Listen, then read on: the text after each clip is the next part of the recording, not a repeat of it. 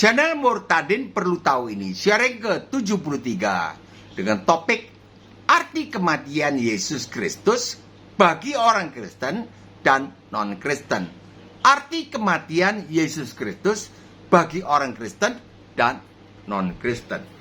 Bapak, Ibu, saudara-saudari sekalian, Shalom, salam damai sejahtera. Kematian Yesus Kristus yang tidak berdosa di kayu salib itu adalah sebuah peristiwa sejarah yang benar-benar terjadi di Israel pada tahun 33 Masehi. Banyak orang Kristen saat ditanya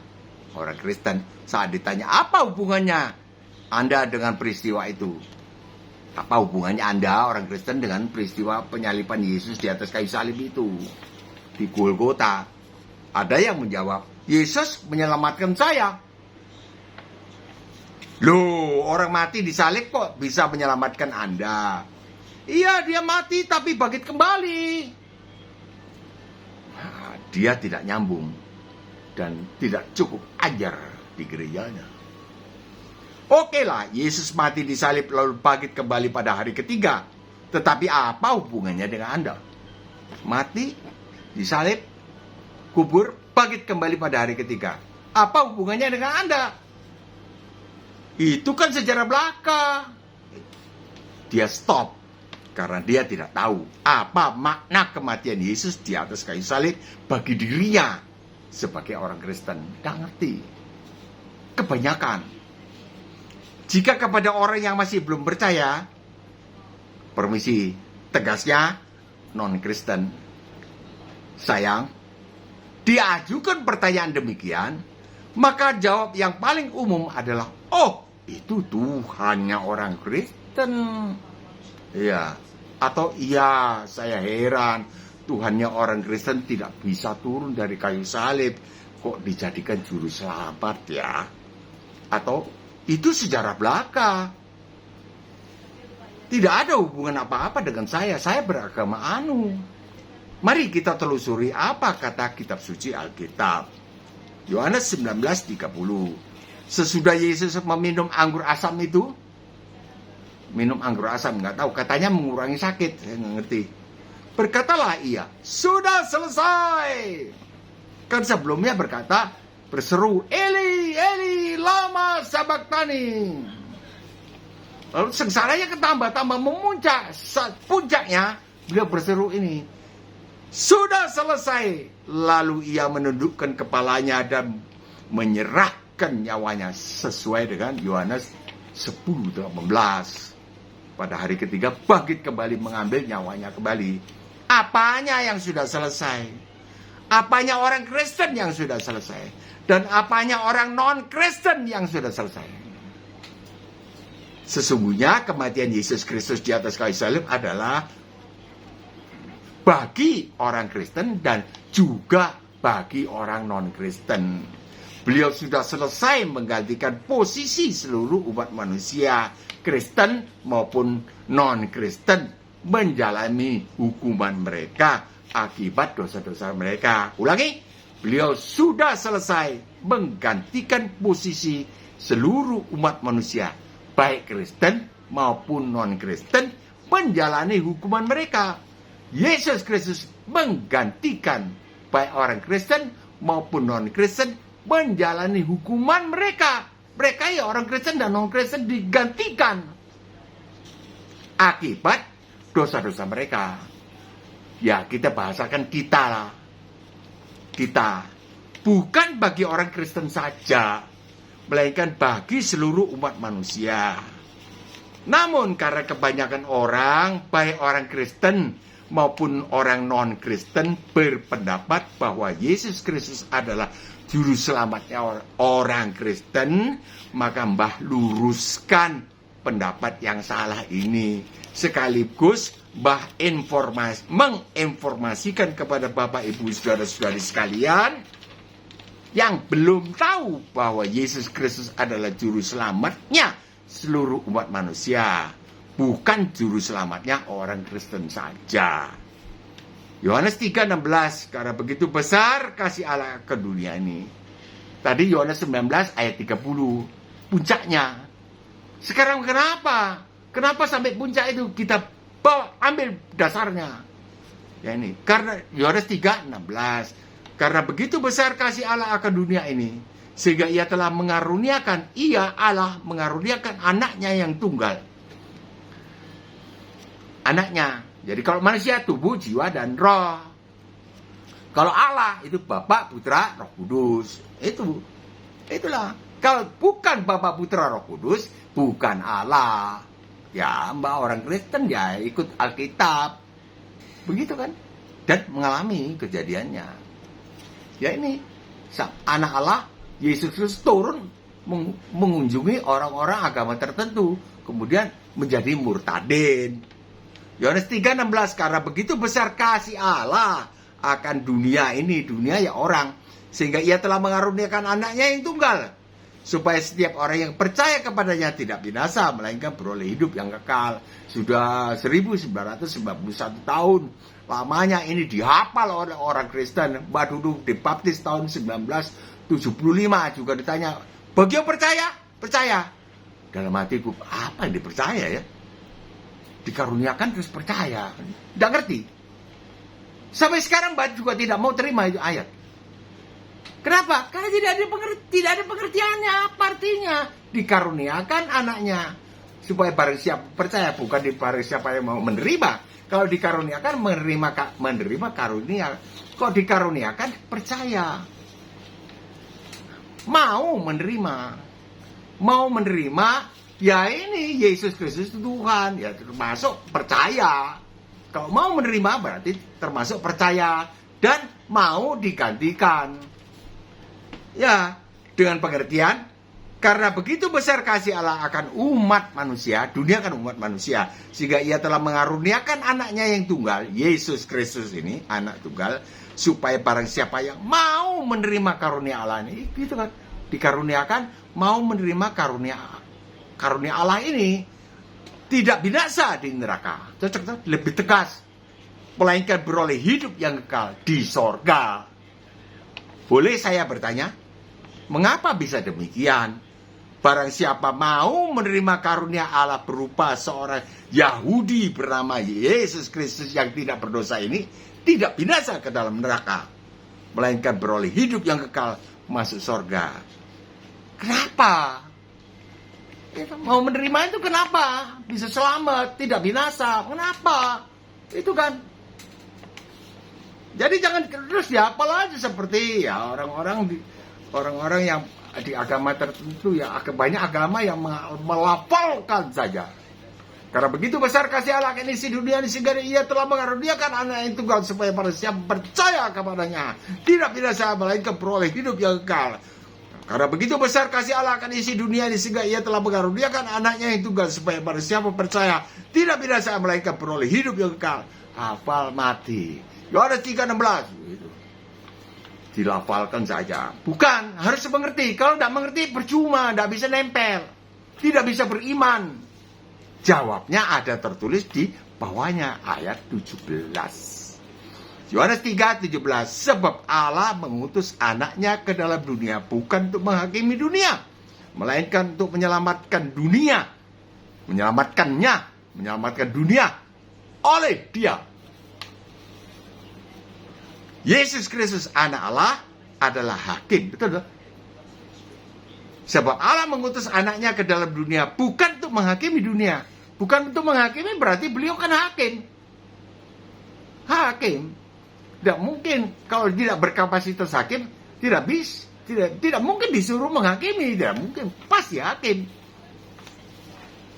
Yesus Kristus anak Allah adalah hakim atas alam semesta ini, diutus datang ke dalam dunia, dikandung dan dilahirkan oleh Santa Maria. Bukan untuk menghakimi, melainkan untuk menyelamatkan kita oleh Dia. Ulangi. Yohanes 3:17, sebab Allah mengutus anaknya ke dalam dunia bukan untuk menghakimi dunia, bukan untuk menghakimi umat manusia, melainkan untuk menyelamatkan dunia ini oleh Dia. Ayat aslinya, Yesus Kristus anak Allah adalah hakim atas alam semesta ini. Bukan hakim di pengadilan tinggi, bukan hakim di seluruh dunia ini, bukan, melainkan hakim atas umat manusia. Diutus datang ke dalam dunia, dikandung dan dilahirkan oleh Santa Maria.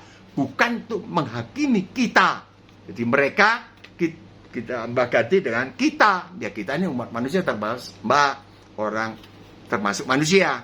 Bukan untuk menghakimi kita, melainkan untuk menyelamatkan kita oleh Dia. Yesus Kristus sang hakim diutus bukan untuk menguatkan vonis mati di neraka. Nah, itu kalau hakim tinggi kan menguatkan, dia naik banding dikuatkan.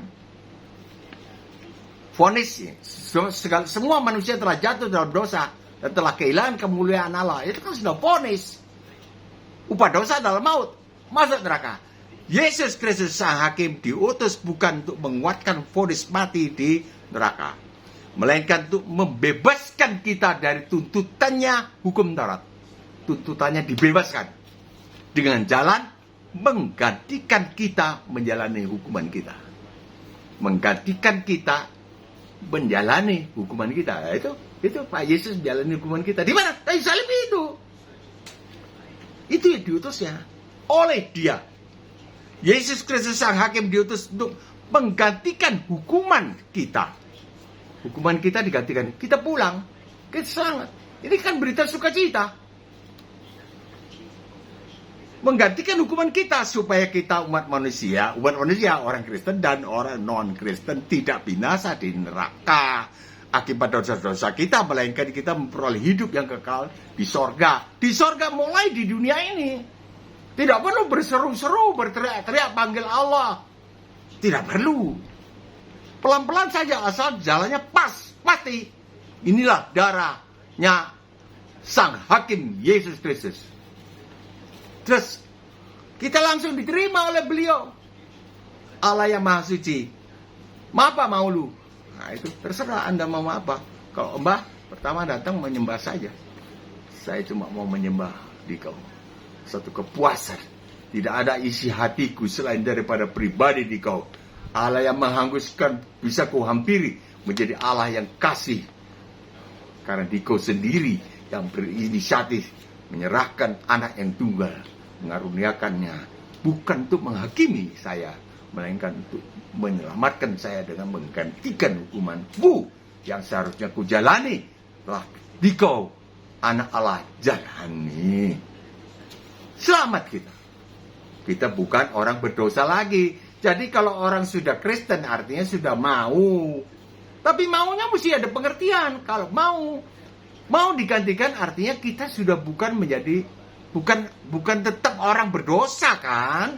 Saya nggak ngerti. Coba kalau tanya 99,99999% semua orang Kristen ditanya apakah Anda orang berdosa? Jawab iya. Apalagi orang yang belum Kristen. Nah, ini. Jadi orang Kristen tidak bisa memberitakan Injil karena salah dia sendiri. Mbak langsung bilang aja salah lah. Berani kok, Mbak sudah tinggalkan nomor teleponnya Mbak kok. Kita orang Kristen maupun non-Kristen menyangka. Orang Kristen dan non-Kristen menyangka bahwa pada waktu Pak Yesus berseru, sudah selesai di atas kayu salib. Bahwa beliau sudah selesai mengampuni dosa-dosa umat manusia. Ini kesangka-sangka. Jangan menyangka demikian, itu salah. Ulangi, kita orang Kristen maupun non-Kristen menyangka bahwa pada waktu Pak Yesus berseru sudah selesai di Yohanes 19 ayat 30 tadi di atas kayu salib, bahwa beliau sudah selesai mengampuni dosa-dosa umat manusia. Jangan menyangka demikian, itu salah. Nah, kalau ada oknum yang mengampuni dosa yang seharusnya dihukum, saya bilang oknum, dia bukan Allah kan? Karena dia tidak suci. Sebab dosa yang harus dihukum tidak dihukum. Dosa harus dihukum. Nah inilah dia. Allah yang sejati menghukum dosa, tapi menghukum dosa yang atas anak Allah ini. Yang benar adalah beliau selaku hakim alam semesta ini sudah selesai menggenapi tuntutannya hukum Taurat. Hukum Taurat itu tuntutannya apa? Tuntutannya semua manusia harus diserahkan ke dalam neraka nyala-nyala. Mesti. Sebab Allah itu satu kepastian, Maha Kudus. Sekarang ini kenapa tidak diserahkan? Belum waktunya. Nanti kalau waktunya sudah tiba, itu di kitab Wahyu itu diceritakan di sana. Ya, sudah masuk neraka, tidak ada harapan. Sekarang ini masih ada pengharapannya.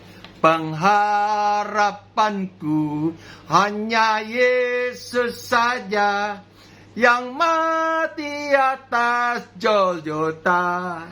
Dialah gembala jiwaku yang sungguh. Yesus harapan jiwaku. Jadi yang mau digantikan ada pengharapan, nggak stres.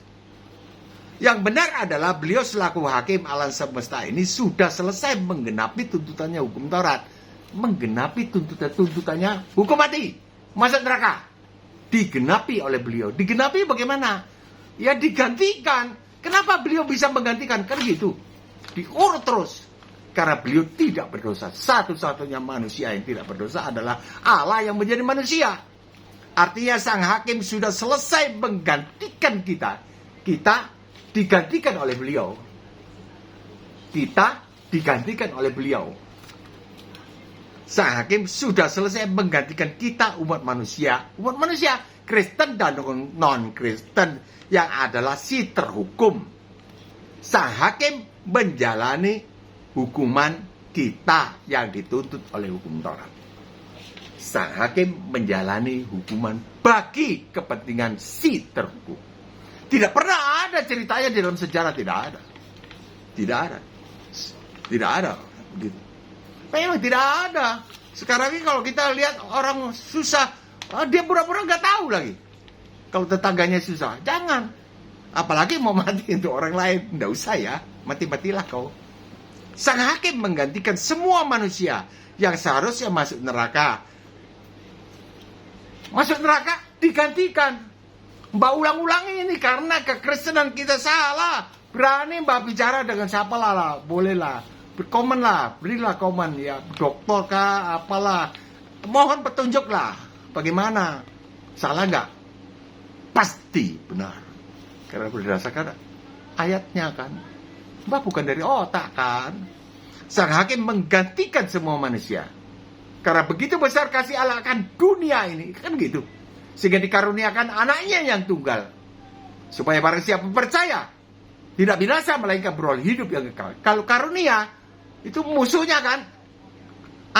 Kontranya kan. Menerima. Kalau pemberitahuan, itu di sana pihak yang lain adalah percaya atau tidak percaya. Tapi ini dikaruniakan, mau terima atau tidak. Mau terima artinya mengandung percaya bahwa Yesus Kristus adalah Tuhan yang menjadi manusia. Untuk sementara 33 tahun, tidak usah pusing. Yesus Kristus itu Tuhan atau bukan Tuhan. Terus ditanyakan. Mbak terus beritakan. Yesus Kristus Tuhan jadi manusia 33 tahun saja. Tahun 1, 2, 3, 4, sampai 33. Wafat di atas kayu salib, menyerahkan nyawa, dikubur, selesai manusianya. Terjadi transisi kembali kepada natur semula, kodrat semula, yaitu Tuhan sendiri. Tembus tembok tubuhnya. Tapi pakai tubuh kemuliaan. Nah, Tuhan berjanji kita akan mengenakan tubuh kemuliaan sama seperti beliau.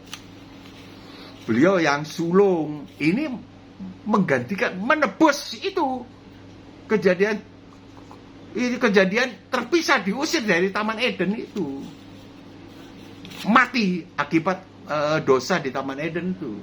Pada hari engkau makannya, pastilah engkau mati jasmani, mati rohani, terpisah dari Allah, mati kekal. Di mana? Neraka. Ini digantikan oleh Pak Yesus yang tidak berdosa. Ya, seharusnya masuk neraka. Neraka dimulai di dunia ini. Di dunia ini susah, terus kawin cerai. Di mana suaminya, Bu? Meninggal. Umur berapa meninggal? 28. Mbah tidak berani guyonan. Pakai kanku atau tidak, Bu? Tidak berani, karena saya lihat wajahnya susah. Saya sudah tahu, oh ditinggalkan. Ini anakku, saya mulai single parent, mulai muda. Sekarang saya 74, Mbah 76. Sebaya. anaknya besar. Anaknya besar juga. Yang laki ditinggalkan oleh istrinya. Satu anaknya dibawa. Itu neraka.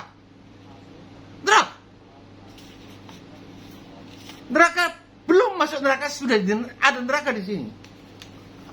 Tuhan Yesus datang, Pak Yesus datang untuk orang-orang berdosa, orang-orang yang begini. Hai, kalian yang berlelah dan bertanggungan berat, mari datanglah kepadaku. Hai, kamu ya sekalian yang berlelah dan bertanggungan berat, aku akan memberi kelegaan kepada engkau, kepada kamu. Patunggat sing mako. Tuh, batalaka erangan na. Tu posoa. Laku pakai bajiki, pakai siaknu. Jadi neraka dimulai di dunia ini berlanjut ke dalam neraka yang di sono.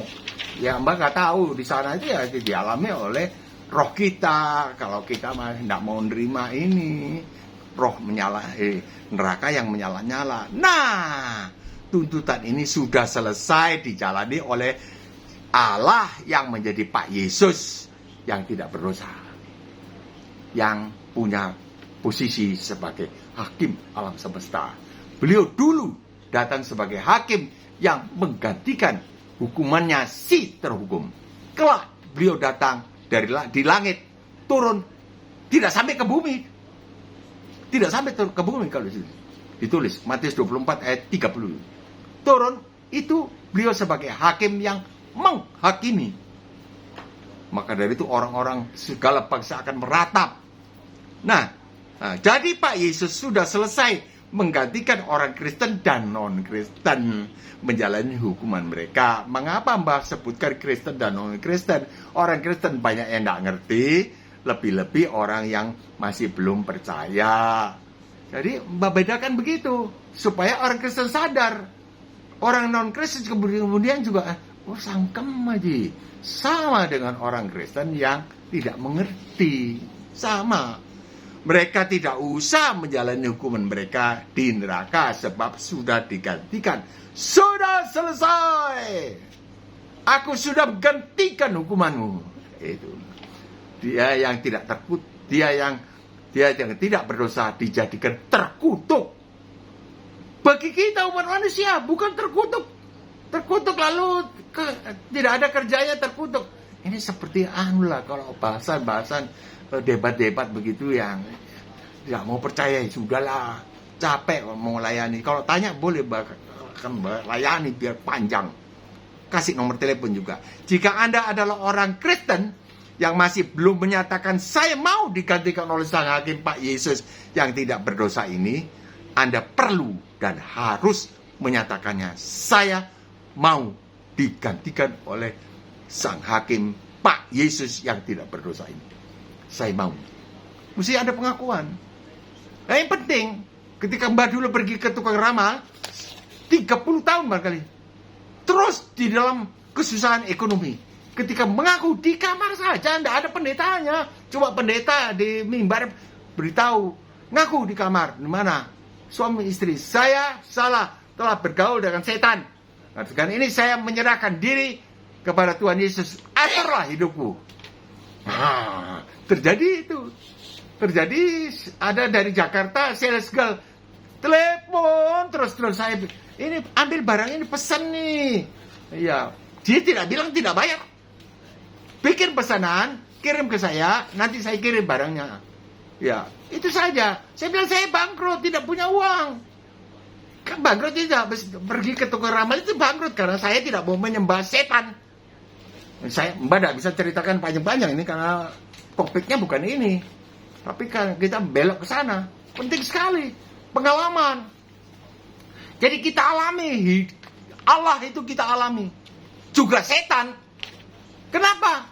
Karena kita bergaul sama setan. Tan, gimana nasib saya, Tan? Kan begitu. Dulu tidak ngerti. 28 umurnya, Mbak. Tidak ngerti. Begitu ke ramal. Nah, ini. Jadi orang Kristen harus menyatakan, saya menyatakan ikut Tuhan Yesus. Mau digantikan gitu. Terus berubah itu status dalam kehidupan rohani, penyembahan. juga dalam ini, fulus, keuangan, sandang pangan. Nah, ini terus kemudian saya nggak percaya. Istriku bilang apa? Bikin aja pesanannya, kirim sana. Tapi dia bilang bikin pesanan barang CCTV. Saya bilang saya tidak punya uang. Dia bilang bikin pesanannya saja. Bikin, kirim sana. 3 hari barangnya datang. Jual, barang datang lagi. Jual lagi, barang datang lagi. Sampai miliar. Bisa beli rumah 5 kali 20, letter L, huruf L. Ada 2 lembar tanah, 15 kali 20, 15 kali 20. 4 lantai rumahnya. Di dalam keadaan yang mustahil bisa dibeli. Yang ngangsur. Tapi kenapa bank mau kasih saya? Nah, itu dia pekerjaannya Tuhan Yesus yang ada di atas. Nah, ini kesaksian benar. Kalau mau datang nih ke Makassar, ketemu Mbak, saya tunjukkan rumahnya, itu halamannya juga. Mari sungguh-sungguh. Saya mau digantikan. Jadi orang Kristen yang asal KTP harus bilang di kamar saya mau digantikan oleh Yesus Kristus di atas kayu salib. Sang hakim mati di atas kayu salib menggantikan hukumanku. Itu Yohanes 3:16. Dibaca, diucapkan. Saya jamin 100%. Mesti ngalami. Saya ngalami kok. Kenapa Anda tidak ngalami? Memang apa lebihnya, Mbak? Tidak mungkin. Sehingga Anda bukan hanya menjadi orang Kristen, namun menjadi orang tidak berdosa. Dan Anda menjadi anak angkat Allah. Juga ini soal uang, soal kehidupan, sandang pangan. 30 tahun, anakku pertama di dalam perut goyang-goyang. Kenapa? Ini gara-gara begitu tukang ramal. Tukang ramal kan bilang, kalau kamu 3 kali bangkrut, kamu mau tolak bala, istilahnya bahasa Mandarinnya, bahasa Hokkiannya, kalau kamu mau ciswak, pergi Gunung Kawi. Nggak bisa, Ence, saya nggak bisa ke Gunung Kawi. Nah itu, ya terserah. Begitu keluar dari itu, kemudian Mbak diberhentikan dari perusahaan, begini. Terus Mbak istriku hamil, terus anak di dalam kandungan goyang-goyang karena mamanya lapar. Mamanya lapar, jadi anak ikut lapar. Main. Tapi untung sekarang jadi kajur kepala jurusan di sebuah universitas. Itu kemurahan Tuhan Yesus lagi. Ini Mbak tidak ngomong kosong, betul-betul. Jika Anda orang, nah ini tadi toh, sehingga bukan hanya menjadi orang Kristen saja, namun menjadi orang tidak berdosa. Bukan orang berdosa. Kalau orang tidak berdosa, tidak suka berbuat dosa. Kalau apakah Anda orang berdosa? Iya, saya orang berdosa. Nah itu terus-terus berbuat dosa. Karena orang berdosa. Ganti natur. Percaya digantikan, ganti. Bukan orang berdosa. Oke, mulai sekarang. Jika Anda adalah orang yang belum menerima Yesus Kristus selaku sang hakim yang menggantikan hukuman Anda, dengan hormat, tabe, Yesus Kristus selaku juru selamat yang menggantikan Anda menjalani hukuman Anda, sekaranglah waktunya. Beliau juru selamat yang menggantikan, bukan mengampuni, menggantikan. Kenapa? Kalau mengampuni, beliau tidak suci, beliau bukan Allah. Itu maksud. Mbak ulang-ulang tekankan, belum ada seorang hamba Tuhan atau pendeta atau doktor berkhotbah, berbicara tentang ini. Tuhan Yesus membukakan ini. Kalau tidak mengampuni, bukan Tuhan. Kalau tidak menghukum dosa, melainkan mengampuni dosa, bukan aku. Dia bukan aku, bukan Tuhan. Sekarang waktunya Anda menyatakan mau menerima anugerah Allah, yaitu sang hakim alam semesta ini. Masuklah ke dalam kamar pribadi, sendiri saja. Tidak ada orang lain tahu. Nyatakanlah, Tuhan Yesus Kristus, saya mau digantikan. Saya mau dikau gantikan saya menjalani hukuman saya. Saya mau dikau gantikan. Sudah digantikan. Tapi kita kan belum menyatakan mau. Kalau belum nyatakan mau, itu kan berkuasa saja. Terjadi sampai beliau datang kembali sebagai hakim yang menghakimi. Tidak jadi, tidak berlaku. Saya mau dikau gantikan saya, dikau gantikan saya, menjalani hukuman saya. Tanggunglah semua dosaku. Beliau tanggung dosanya, hukumannya digantikan. Beliau gantikan hukumannya. Saya mau ikut dikau. Peliharakanlah saya di dunia ini sampai di surga kelak. Ya, lakukan. Sekarang, jangan tunda. Pada saatnya, jika Tuhan memberi kesempatan, Anda akan mengaku di depan orang. Ini sekarang tidak. Kalau tidak punya kamar pribadi, ya bisik-bisik saja. Sambil baca di HP, tonton di HP. Lakukan ini. Baca ini. Tuhan Yesus, tolong saya. Gantikan saya. Begitu saja, ketak ke hati saja. Terjadi suatu perubahan. Terjadi sesuatu. Pasti. Sebab beliau hidup di surga. Pada saatnya jika Tuhan mengizinkan, memberi kesempatan, Anda akan mengaku di depan orang. Ya, atau di depan orang-orang lain. Mungkin di gereja. Dan Anda dibaptis di dalam air. Ya, mungkin oleh pendeta, oleh siapa. Selamat. Anda berubah status menjadi orang tidak berdosa. Dan menjadi anak angkat Allah. Bangga loh. Pertimbangannya bangga sekali. 76 ini. Wajahnya terang bundar seperti terang bulan. Anak angkat Allah diberi hak menyebut Allah sebagai Abah. Ya Bapa. Anda hidup di dunia ini dengan berhubungan intim dengan Allah yang menghanguskan. Allah pemilik langit dan bumi. Allah yang kekal. Yang untuk sementara waktu 33 tahun menjadi orang. Jadi tidak usah ditanyakan Yesus orang apa bukan. Yesus orang apa bukan? Bukan. Yesus ya namanya Pak Yesus. Kalau Yesus namanya Firman, ya Tuhan. 33 tahun saja. Jangan bingung. Dan jangan ada lagi orang Kristen atau non-Kristen tanya Yesus Tuhan atau bukan Tuhan. Jangan. Sudah kita mau beranjak kepada pelajaran berikutnya. Jadi fondasi yang paling bawah ini. Terus kemudian naik. Itu campuran beda-beda. Sampai menjadi sama dengan beliau. Itu Matius 5:48. Memberi matahari kepada orang yang benar dan orang yang tidak benar. Memberi hujan kepada orang apa yang baik dan jahat. Artinya kita disuruh mengasihi orang yang mengasihi kita. Oke ya. Dan kita suruh mengasihi orang yang tidak mengasihi kita. Nah, ini tidak oke. Kalau kita disuruh meniru Allah Bapa itu. Nah, ini pelajaran yang syukur. Nah, itu. Mari kita beranjak terus, jangan sampai di sini aja. Anda hidup di dunia ini dengan hubungan intim dengan Allah yang punya langit dan bumi ini sebagai anak dan Bapa. Sampai di sini dulu, Mbak mohon pamit undur diri. Kiranya turunlah segala berkat rohani dan jasmani kepada seluruh penonton video ini serta keluarganya, serta ekonomi berkecukupan. Di mana-mana mereka berkendaraan, jalan kaki di tepi jalan, nyebrang jalan, ya naik motor, naik sepeda, naik mobil, naik trek, naik kereta api, naik kapal, naik pesawat terbang, naik kapal air. Tuhan selamatkan semuanya. Tuhan tahu di mana mereka berada. Tuhan Yesus ini berdoa tidak basa-basi. Selamatkan ya Tuhan. Palestina, Tuhan. Palestina, kodok, kasihan Tuhan. Tuhan tolong sekalian ya Tuhan. Kasihanlah kalau kami, saya yang jahat, tahu kasihan. Terlebih lagi di kau yang baik. Berkasihanlah Palestina, Tuhan Yesus. Terima kasih Tuhan. Dalam nama Tuhan Yesus, kami berdoanya. Amin. Jika berkenan berlangganan, tekanlah subscribe. Jika suka, tekanlah jempol ke atas.